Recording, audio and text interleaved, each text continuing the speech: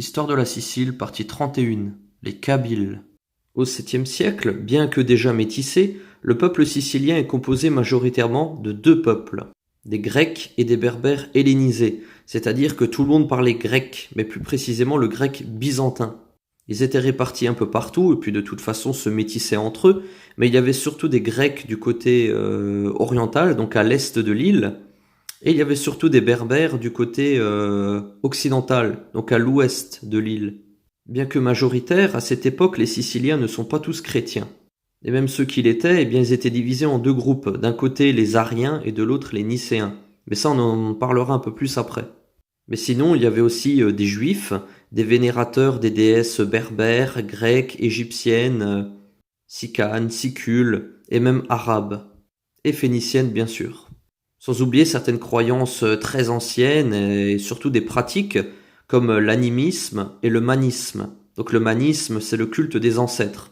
Ça, on l'avait déjà vu dans une vidéo. À cette époque, et ce depuis toujours, les Siciliens entretenaient de bonnes relations avec les Berbères, surtout les Berbères de l'actuelle Tunisie et de l'actuelle Algérie. Il y avait fréquemment des marchands kabyles qui allaient à Lilibé, donc l'actuelle Marsala, pour des raisons commerciales tout simplement. C'était des marchands kabyles. Et un beau jour, les Kabyles, en revenant à Lilibé, avaient tout simplement changé de religion. Ils étaient devenus musulmans. Lilibé était une ville majoritairement peuplée par des Siciliens d'origine berbère. Et c'est donc au port et au comptoir de Lilibé que les Kabyles vont commencer à parler de l'islam aux Siciliens de Lilibé, qui vont eux-mêmes commencer à parler de l'islam aux villes aux alentours. Ces Siciliens seront les premiers convertis à l'islam, charmés par cette religion, mais surtout charmés par les sciences et savoirs apportés avec cette religion. Mais si le fait que les Siciliens étaient d'origine berbère, tout comme les Kabyles, ce qui a facilité les premières conversions à l'islam, nous verrons que ce n'est pas la seule raison pour laquelle ces conversions ont eu lieu. Et donc dans la prochaine partie, nous parlerons de la division qui avait lieu à cette époque-là entre les chrétiens en Sicile, qui est une raison également pour laquelle des Siciliens se sont convertis à l'islam au 7e siècle. Pour le moment, ce qu'il faut retenir avec ces premières conversions, c'est qu'elles ont eu lieu pacifiquement. Tout simplement avec des échanges, des discussions dans des comptoirs, des bars, des ports, entre les Kabyles et les Siciliens. Histoire de la Sicile, partie 33, conflit entre chrétiens. Au 8e siècle, la Sicile n'est plus la priorité des Byzantins, qui sont beaucoup trop occupés à essayer de préserver leurs autres provinces. Du coup, la défense en Sicile est affaiblie. Entre 705 et 752, on dénombre pas moins de 14 razzias arabes en Sicile. L'île s'était enrichie et les Arabes arrivent et ils volent en fait toutes les richesses de l'île et asservissent aussi certains Siciliens, donc ils en font des esclaves qu'ils ramènent ensuite en Afrique du Nord. Puis c'est seulement au bout de ces 14 razzias que finalement les Byzantins ils commencent à se réveiller. La Sicile retrouve alors une certaine importance aux yeux des Byzantins. Il faut comprendre que la Sicile est la dernière province occidentale de l'Empire byzantin.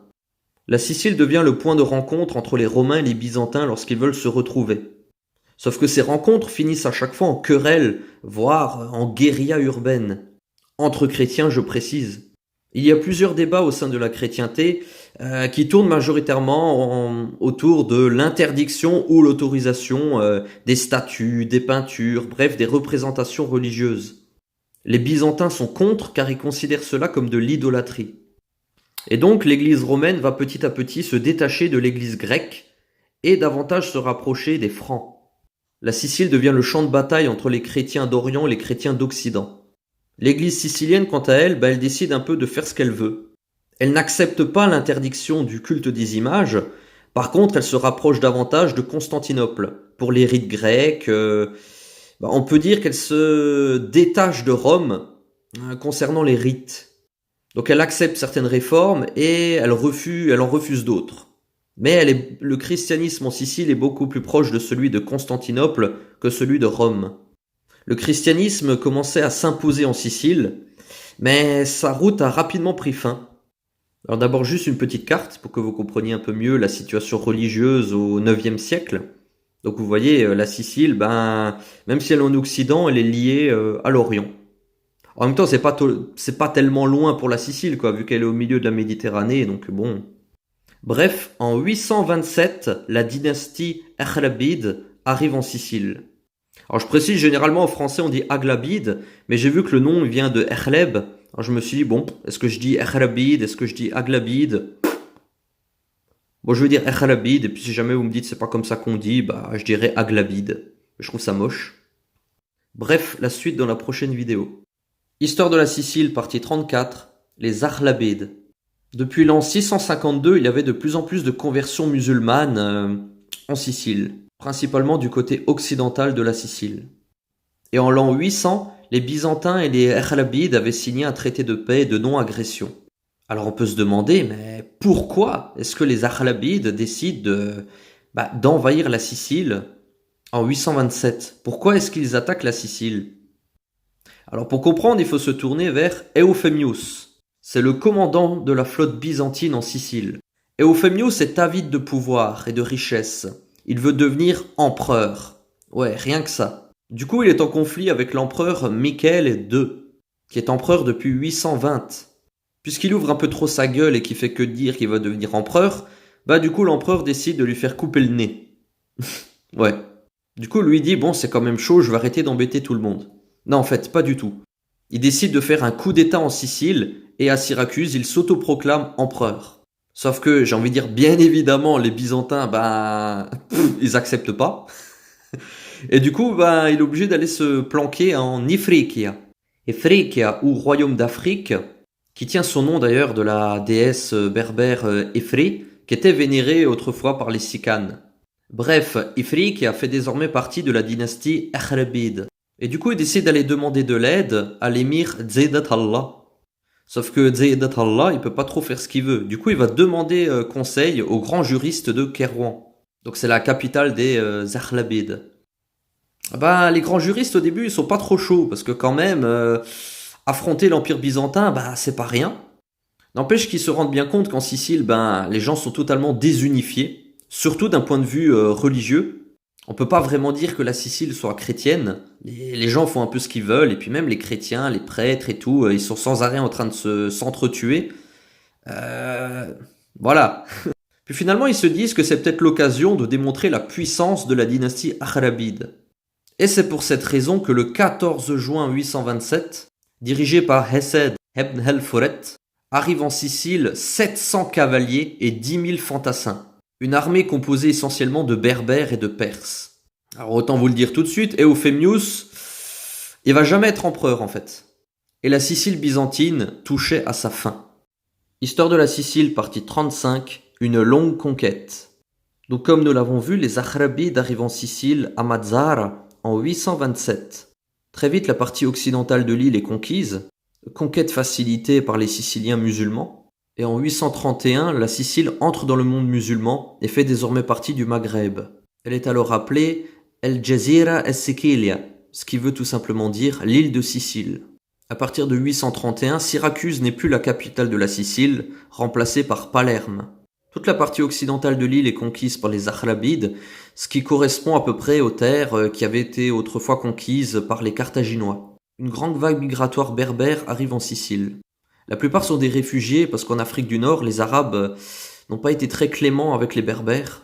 Parmi les réfugiés, il y a beaucoup d'intellectuels et aussi beaucoup de paysans. On le verra dans la prochaine partie, mais il y aura un enrichissement aussi bien de la terre, au niveau agricole, tout ça, que culturel et intellectuel, pour la Sicile. De 827 jusqu'en 902, où l'île est alors toute dominée, il y a des combats quasiment incessants entre les musulmans et les byzantins. Et à partir de 902, la Sicile obtient entièrement son statut d'émirat, alors qu'auparavant c'était uniquement la partie conquise, donc Palerme. Si la conquête prend autant de temps, c'est bien sûr parce que les musulmans font face aux Byzantins et aussi que certaines cités en Sicile sont de véritables forts militaires, mais il y a également une autre raison. Les Arabes doivent aussi faire face à des conflits internes, des conflits entre Berbères et Arabes, parce qu'en fait les Berbères ne se laissent pas faire. Et petit à petit, les Arabes commencent à perdre le contrôle de leur empire. Comme l'explique Emin Mahalouf dans Les Identités meurtrières, les Arabes ont créé un grand empire mais vont très vite le perdre. Quand les peuples conquis vont se convertir à l'islam, et de ce fait sont d'égal à égal avec les Arabes et vont donc reprendre possession de leur terre natale. Emin Mahalouf donne un exemple.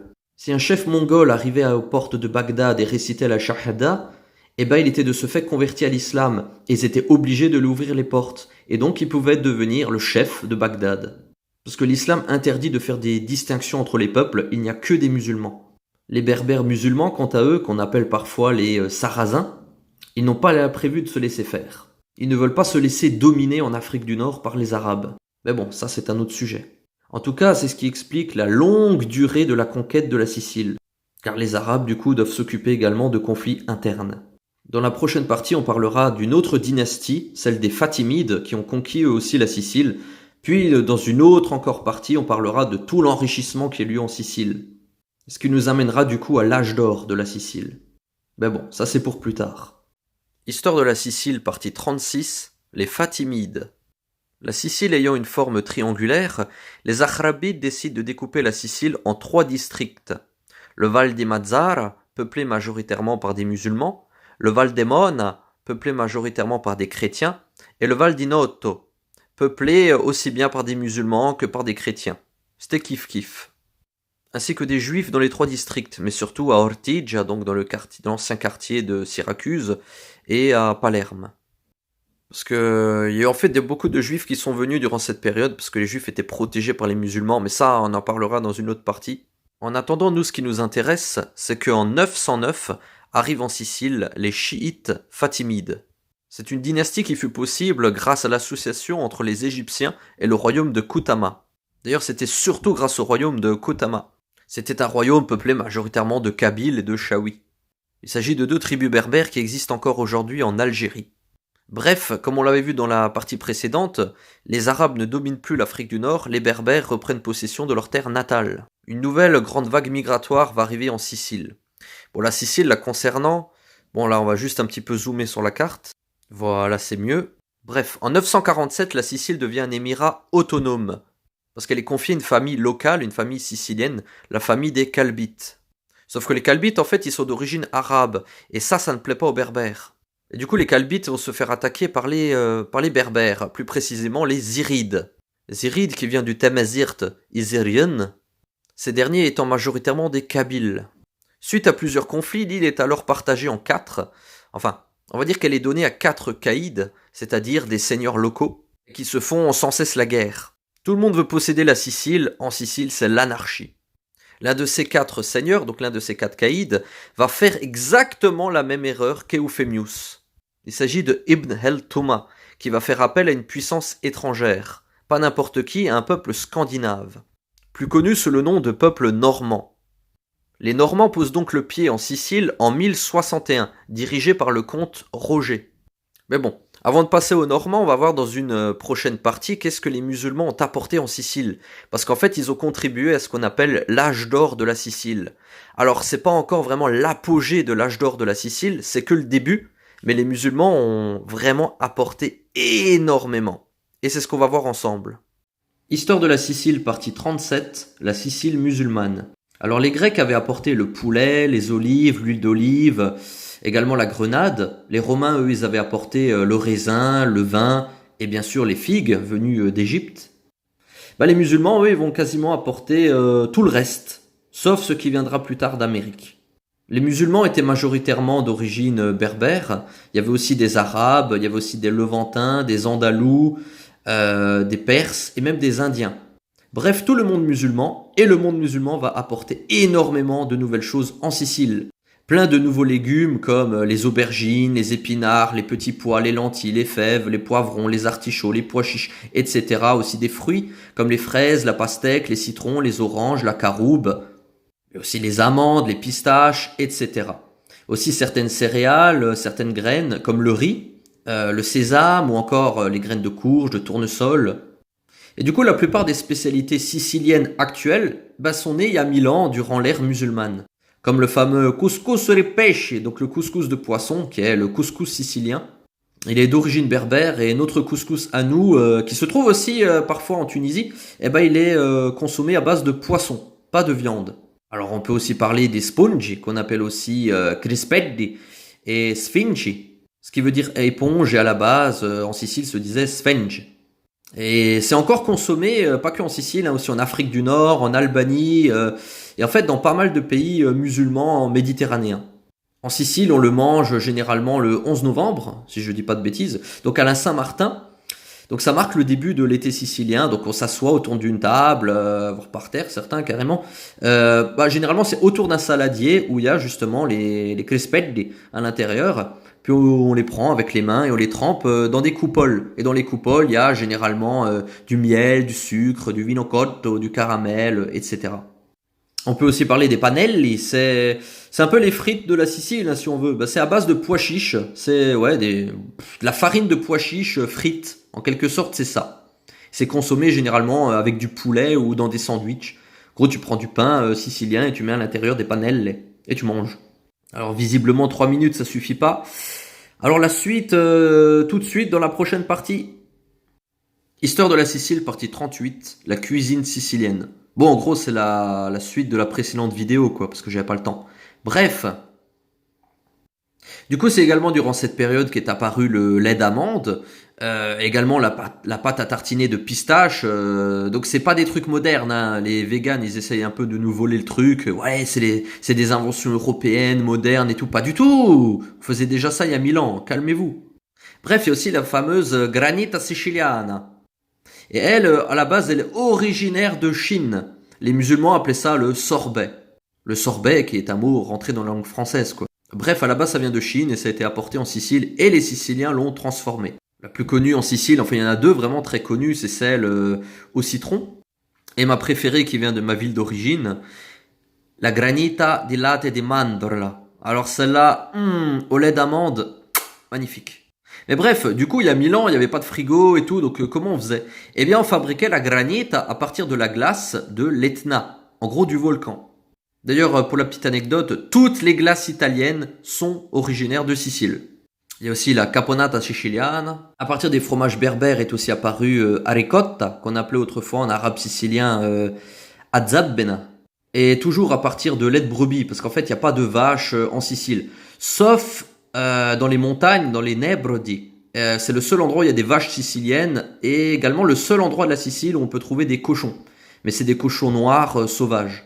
La ricotta se retrouve dans quasiment tous les desserts siciliens.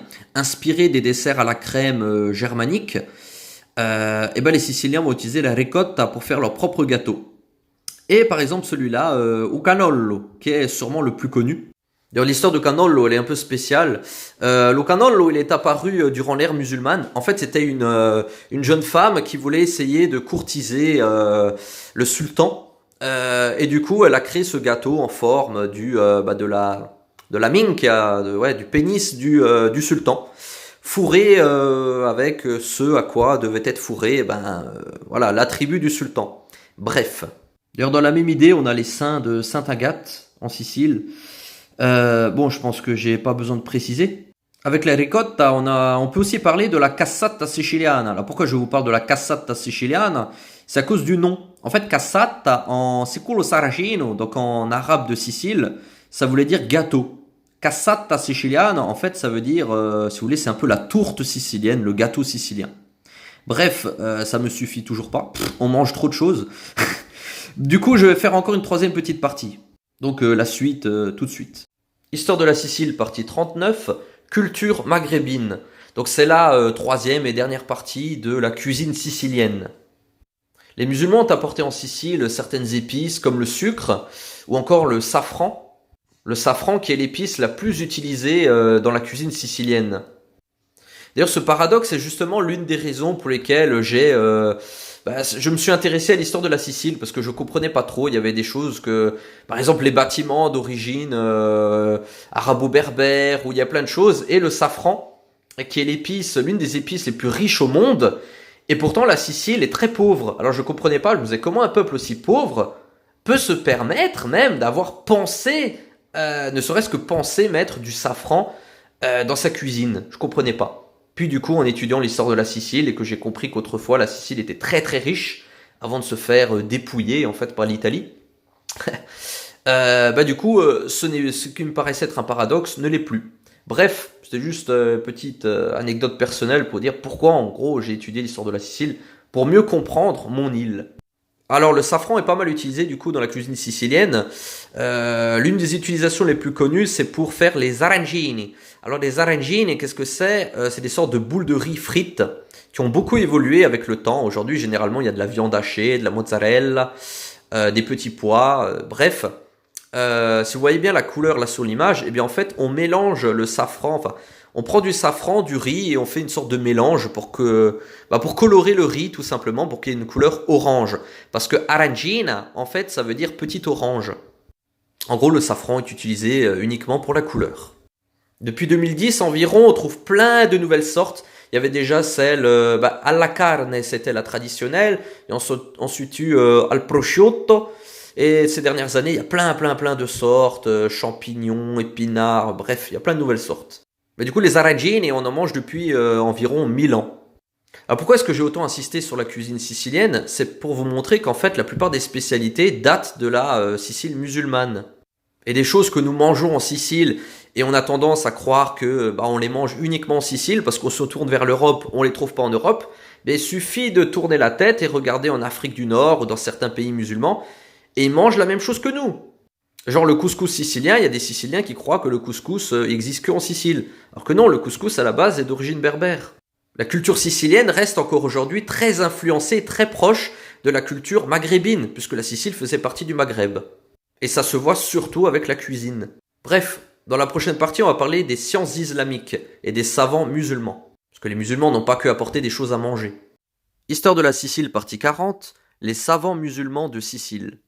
Alors si je vous ai parlé de la cuisine sicilienne, c'est pas pour rien, parce que justement, c'était le résultat des travaux des savants musulmans. Alors déjà, il faut comprendre c'est quoi la science islamique, qu'on appelle parfois la science arabe médiévale. Alors que c'était pas forcément arabe, ça venait en fait de tous les peuples musulmans. En fait, il était demandé aux musulmans, donc dans l'islam, ça demande aux musulmans de chercher ce qu'il y a de meilleur chez chaque peuple et de rejeter ce qu'il y a de moins bon. Mais ça demande aussi chercher de par le monde les preuves qu'Allah a laissées de son existence. En gros, étudier les sciences, étudier la philosophie, etc. C'est une demande de l'islam. Et vu que la Sicile a été conquise en dernier, tout ce qui a été récolté un peu partout est arrivé en Sicile. Concernant la cuisine, les musulmans vont étudier sur comment manger mieux, manger ce qu'il y a de meilleur. C'est les musulmans qui vont inventer l'ordre entrée, plat, dessert. Ce sont les musulmans qui vont inventer l'ordre d'abord on mange du salé, ensuite on mange du sucré. Manger plus de légumes, moins de viande, manger équilibré. Les musulmans vont apporter en Sicile la médecine, les chiffres arabes, les mathématiques, l'astronomie, bref, en fait, toutes les sciences modernes sont nées grâce aux musulmans. Il faut comprendre que pour les Siciliens, c'était vraiment profitable, parce que du côté des Européens, il y avait vraiment les Européens reniaient en quelque sorte tout ce qui était en rapport avec les sciences. Et les musulmans, ils vont totalement changer le paysage de la Sicile. Si les Romains avaient fait de la Sicile une grande terre paysanne avec des champs un peu partout, donc les fameux latifonti dont on avait parlé, les musulmans, ils vont construire ce qu'on appelle des villes fortifiées. Et ça montre d'ailleurs une très grande différence philosophique entre les occidentaux et les musulmans. Parce que du côté des chrétiens, ils construisaient ce qu'on appelle des châteaux forts, en gros pour protéger les seigneurs. Par contre, les musulmans, ils construisaient des villes fortifiées pour protéger le peuple. Après, on verra plus tard que les Siciliens n'étaient pas forcément tous traités de la même manière, quoi. Ils n'étaient pas tous musulmans. Du coup, tous les Siciliens profitaient pas forcément de tout ça. Mais ça, on en parlera plus tard avec les dhimmi. Bref, concernant Palerme, qui était la capitale de l'émirat de Sicile, on la surnomme parfois la ville aux 300 mosquées. C'est en tout cas ce qu'un certain berbère du nom de Ibn Khaldoun, qui est connu comme étant un grand historien, lui il a vu là-bas 300 mosquées. Après il y en a d'autres qui en ont parlé, mais lui c'est le plus connu. Alors on reparlera encore plus tard des savants musulmans, parce que contrairement à beaucoup d'idées reçues, les Normands ne vont pas chasser les musulmans. Au contraire même, mais ça on en parlera plus tard. Bref, ils ont encore apporté plein de trucs, les musulmans ont apporté la poésie arabe, ils ont apporté l'art islamique, énormément de choses. Histoire de la Sicile, partie 41, arabisation. Alors la colonisation arabe, elle est assez étrange. Je pense que vous l'avez peut-être déjà remarqué, elle est assez bizarre. Parce qu'il y a eu des sultans d'origine arabe, donc ça veut dire qu'officiellement, elle a été dominée, on va dire qu'elle a été régie par des arabes. Il y a eu une arabisation, c'est-à-dire au niveau culturel, au niveau bien sûr religieux, même si l'islam n'est pas une religion arabe, mais on se comprend. Il y a eu une arabisation politique, une arabisation économique et une arabisation aussi linguistique. Par contre, au niveau du peuplement, c'était majoritairement des berbères. Mais on ne peut pas vraiment parler d'une colonisation berbère, d'ailleurs pas du tout. Si vous lisez un petit peu les livres d'histoire, vous verrez qu'on parle plutôt d'une migration berbère. Vu que les berbères avaient été colonisés eux aussi par les arabes, il y a eu des réfugiés en fait berbères qui sont partis en Sicile. On peut même parler d'une sorte de double migration. Si les Amazirs, donc les Berbères, avaient de bonnes relations avec les Siciliens, c'était pas forcément le cas des Arabes. Il arrivait parfois que les Arabes asservissent, donc mettent en esclavage des Siciliens. Et les Arabes envoyaient leurs esclaves siciliens en Afrique du Nord. Tout comme ils faisaient venir parfois des esclaves Amazirs jusqu'en Sicile. Il y a eu aussi beaucoup de réfugiés siciliens qui sont partis se réfugier du côté des Amazirs. Du côté esclave, les Siciliens et les Amazirs vont se mélanger parfois, et du côté des convertis à l'islam, va également y avoir du mélange. Certains Siciliens vont partir carrément jusqu'à l'actuel Maroc, et parfois même en Égypte.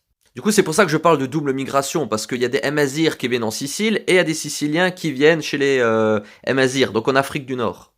D'ailleurs, si vous connaissez un petit peu les travaux d'anthropologie, à ce qu'il paraît, c'est pour ça qu'il y a en Afrique du Nord des blonds et des yeux bleus. En fait, il s'agit tout simplement, la plupart du temps, d'Amazirs qui ont des ancêtres siciliens. Même si, vu que... c'est surtout en Tunisie, mais vu que les Tunisiens, ils font pas toujours la différence entre les Siciliens et les Italiens, ils se disent parfois d'origine italienne, mais en fait pas du tout. Ils ont pas d'origine italienne. Par contre, il y a des Tunisiens qui ont des origines siciliennes. Ça, oui. D'ailleurs, s'il y a beaucoup de Siciliens qui ont les cheveux noirs, qui sont basanés, qui ont les yeux marrons, alors pas toujours, parce qu'il n'y a pas un Sicilien type, c'est vraiment très métissé, et justement, ça vient des Amazirs. Parfois même, dans une même famille, tu vas voir un blond et un gars à côté typé maghrébin. Il y aura carrément des Siciliens qui vont rejoindre des tribus berbères au niveau du Rif, chez les Schleh. Je sais pas comment on dit, apparemment c'est Schlehi, il y en a qui vont rejoindre même des Kabyles, bref, il y a des Siciliens qui vont, on va dire, s'incruster un peu partout. Et vu qu'on parle d'arabisation, dans la prochaine partie, on va parler de la langue qui était parlée en Sicile à cette époque-là, le Darija sicilien, Siculo Saracino.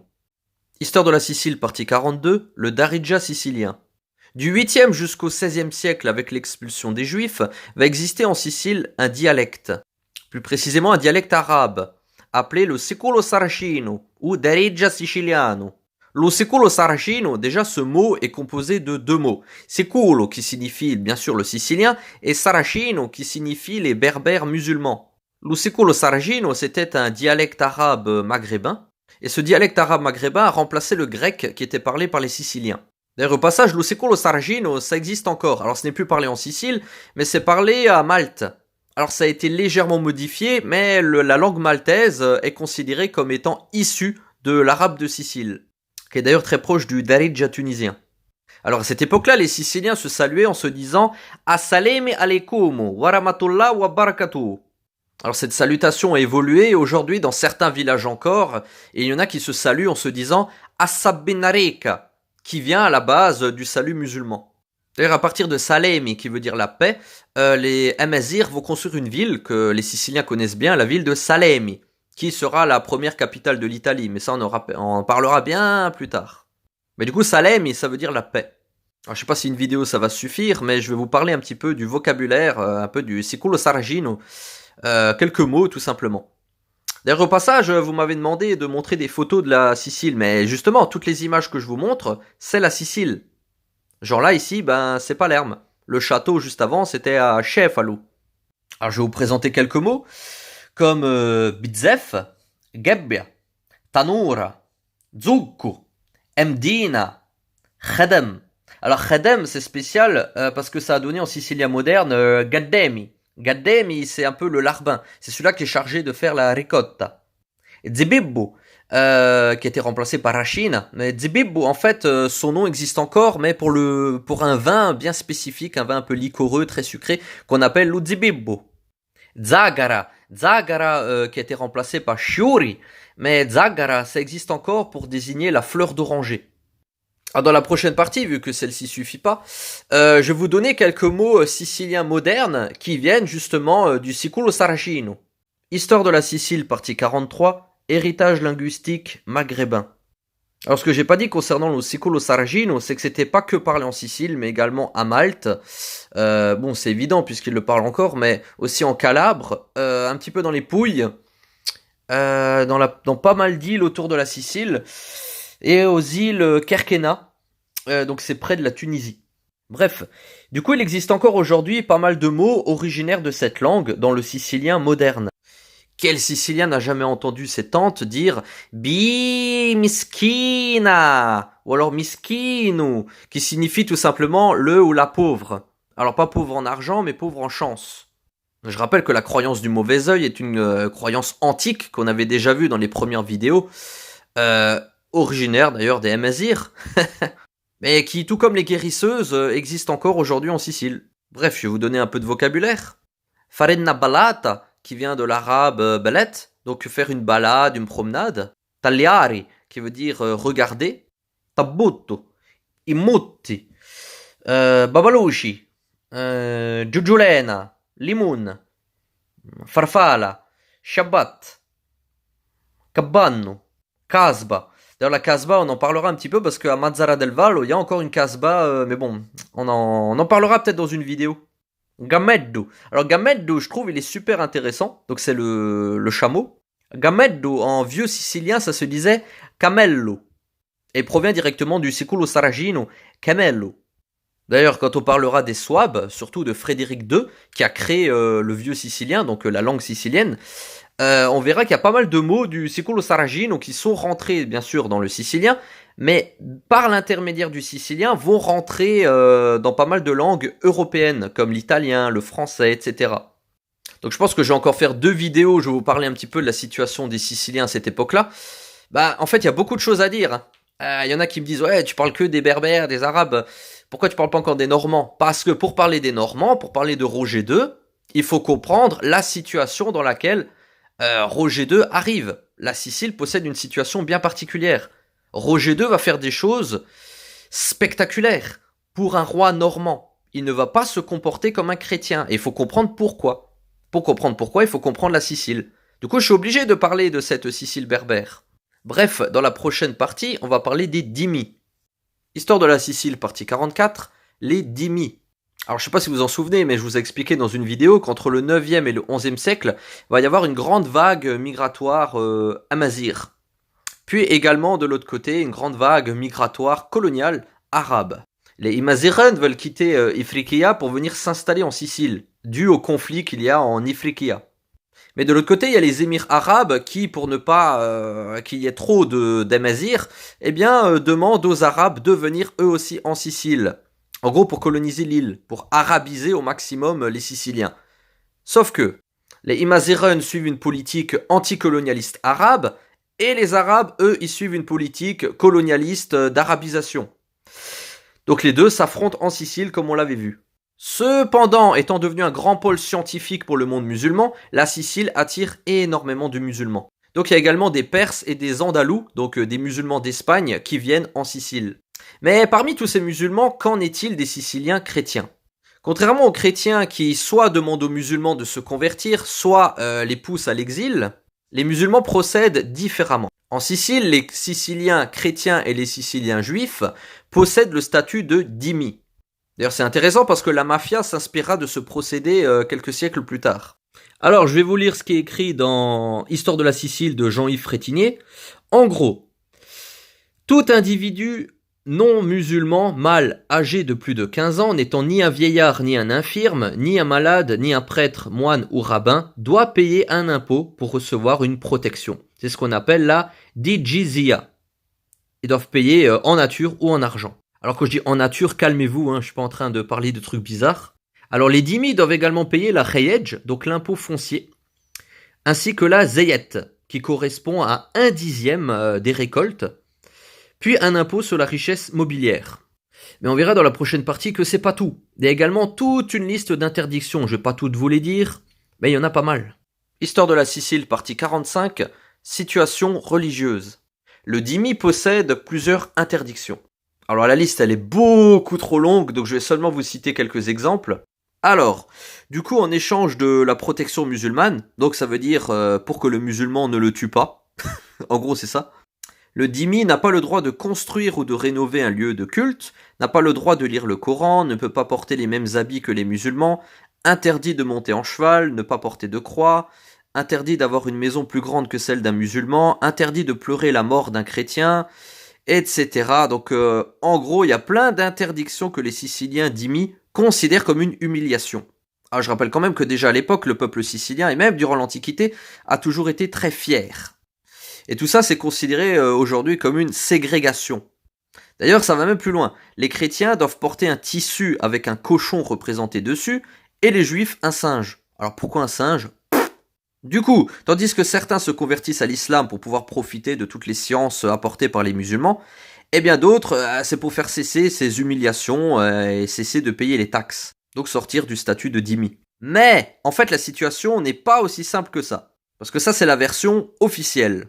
D'après le géographe Ibn Hawqal, qui a visité Palerme en 973, donc la capitale de l'émirat de Sicile, il a été très surpris parce qu'il a découvert des mariages mixtes, donc des mariages interreligieux. Et c'était même très fréquent à l'époque en Sicile. On élevait les garçons dans la religion musulmane et on élevait les filles dans la religion chrétienne. Et ça, c'était très mal vu aussi bien par les chrétiens que par les musulmans, donc de l'extérieur, qui n'étaient pas siciliens. Et là, vous allez me dire, mais comment c'est possible ? Eh ben, il y a deux raisons. D'abord, si vous avez regardé toutes mes vidéos, vous le savez, le peuple sicilien possède la culture du mélange. Le sicilien finira toujours par se mélanger avec les autres. Et comme vous l'avez vu dans mes précédentes vidéos, à cette même période, il y avait les révoltes Amazirs. En gros, les Arabes et les Amazirs se faisaient la guerre en Sicile. Donc ils n'avaient pas le temps de s'occuper du comportement des Siciliens. Par contre, c'est justement ces mariages interreligieux qui ont donné naissance à la langue siculo-saracino. Alors, maintenant qu'on a vraiment bien parlé de cette Sicile musulmane, comme ça vous avez une vision de la Sicile en 1061, et bien justement en 1061, on peut désormais parler de l'arrivée des Normands. Alors, petit rappel, Ibn el-Touma fait la même erreur que Euphémius. Donc il fait appel à une puissance étrangère, plus précisément les Normands. Et tout comme Euphémius, il va se faire avoir. Comme quoi, l'avidité et l'orgueil, c'est pas une question d'origine ou de religion, quoi. Sauf qu'on verra ensemble que les Normands ne vont pas chasser les musulmans. D'ailleurs, j'ai jamais compris pourquoi il y a autant de gens qui croient que les Normands ont chassé les musulmans, alors que c'est écrit dans aucun livre. Au contraire, il n'y a jamais eu autant de musulmans en Sicile que durant la Sicile berbéro-normande. Donc la Sicile de Roger II, dont on parlera plus tard. Alors ça, c'est une putain de bonne question. Du coup, j'y réponds en vidéo parce que je pense que ça peut intéresser tout le monde. Et vu que je suis justement en master d'études interreligieuses, je vais essayer d'y répondre. Alors j'ai écrit un petit texte pour être sûr de rien oublier. D'abord du côté chrétien, comme on l'avait vu, il y avait des conflits internes. Les catholiques considéraient comme hérétiques tout chrétien qui ne pensait pas comme eux, ou qui n'était pas catholique. On appelle ça les hérésies chrétiennes, comme l'arianisme qui était le christianisme en Sicile. Pour l'église catholique, Jésus est Dieu, et pour l'islam, Jésus est un prophète. Du côté musulman, le statut de dhimmi provient directement de la religion musulmane. Le Coran, il est demandé aux musulmans de protéger les juifs et les chrétiens. Alors autant te préciser que les arabes, ils n'ont pas toujours suivi les règles coraniques à fond. Par exemple, quand les Amazirs, donc les berbères, sont devenus musulmans, normalement les arabes étaient censés rentrer chez eux. Pour des raisons non pas religieuses mais politiques, ils sont restés parce que ils voulaient les terres tout simplement. Aussi, tu remarqueras que le dhimmi n'avait pas le droit de lire le Coran. Et ça, c'est très subtil, parce que normalement, si un esclave se convertit à l'islam, il doit être affranchi. Que si tu empêches les dhimmis de lire le Coran, ça te permet de les asservir plus facilement. Sauf que si les dhimmis finissent par tous se convertir à l'islam, finalement, ils seront majoritaires dans leur propre pays. Et ils seront en droit de demander de gouverner leur pays. C'est d'ailleurs la raison pour laquelle les Arabes et les Amazirs étaient en guerre. Aussi pour les musulmans, les chrétiens et les juifs font partie des gens du livre. En gros, les musulmans reconnaissent tous les prophètes jusqu'à Mohammed. Ce qui n'est pas le cas des catholiques qui considèrent Mohammed comme un faux prophète. Aussi, le Coran permet une certaine ligne de droiture et de morale du côté musulman. Ils n'ont pas de guide religieux, mais ils suivent le Coran. Alors autant te dire tout de suite que si le prophète Mohammed n'avait pas donné plein de règles précises concernant les dhimmis, les Arabes ils auraient fait un petit peu ce qu'ils voulaient. Côté catholique, c'est le pape qui dirige la religion. Donc lui, clairement, il fait ce qu'il veut. Les catholiques ne suivent pas vraiment la Bible, voire pas du tout, mais ils suivent le pape. Aussi, le pape, il demande l'expulsion des musulmans parce qu'ils sont considérés comme des envahisseurs. Après qu'on soit bien clair, tous ces trucs-là, que ce soit chrétien ou musulman, c'était plus politique que religieux.